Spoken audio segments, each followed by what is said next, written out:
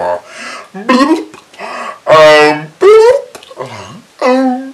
guys, and welcome to another video. Today's video I'm going to be talking about my top 10 under the radar books. This is just so I can show you what books which I know that aren't as well known, and hopefully you might like some of them.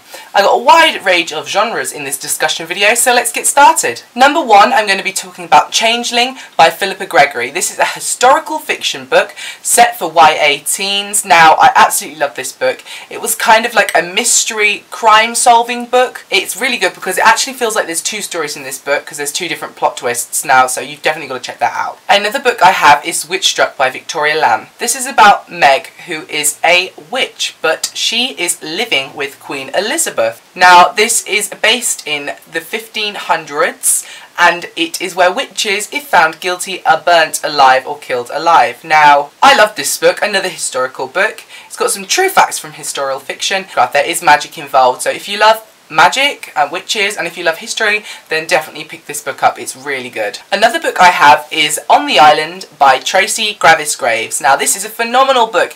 It is about a boy and a girl, and they get stranded on an island for 4.5 years due to a plane crash in the middle of the sea, and it's basically just their survival story. Now, this is a fiction book, but it is kind of true events, so this didn't particularly happen, but it is all very possible. Now, you should definitely check this out. It was such a beautiful read. It's quite controversial towards the end, but I loved the controversy, and it was phenomenal, and I would read it again. It was absolutely brilliant, and it's so good. I actually persuaded my stepmom's reading club to read this for their book this week, so definitely check this book out, guys. Next, of course, we have The Witches of Glasscastle by Gabriella Lepore. If I haven't raved about this book enough, it is just phenomenal. It's got witchcraft in it, it's got castles in it, it's got magic in it, it's got hunters in it.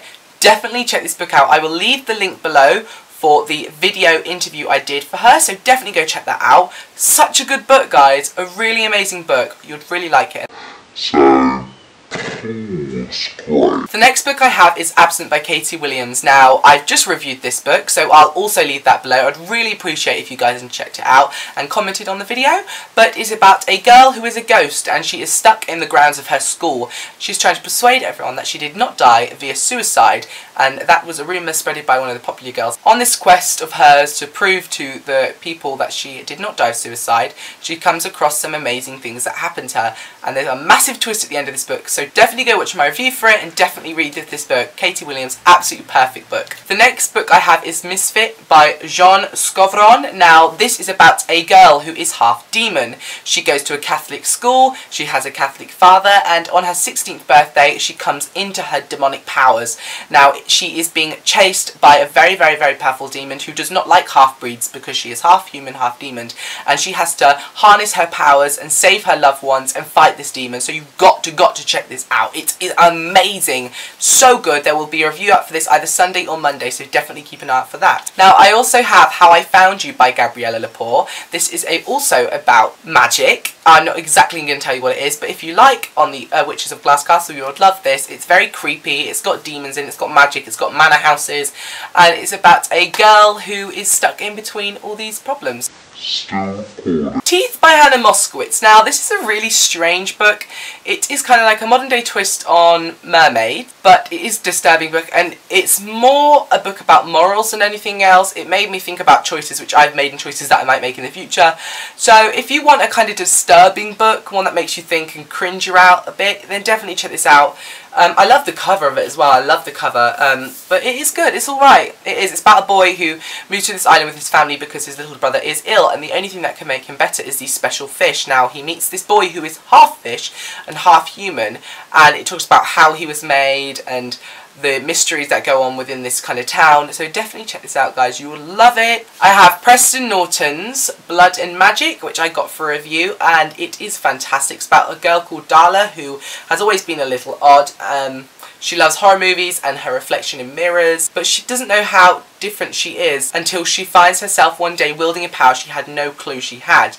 Now, this is a very fantasy book, but with a modern day twist on it. It was about kind of modern day, and everything's the same as our lives, but it had this fantasy twist, like a kind of alternate universe-y world, and it was phenomenal. And I read this, it was super califragilisticexpialidocious, so definitely go and check this out on Goodreads.